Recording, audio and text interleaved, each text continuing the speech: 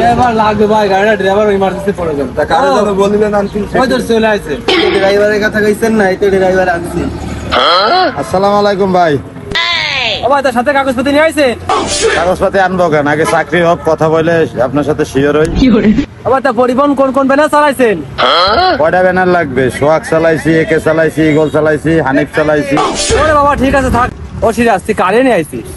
ভাই number 1 driver, কিন্তু গাড়ি মেরে দেয় ভাই। এই বেটা, গাড়ি মেরে দিই না?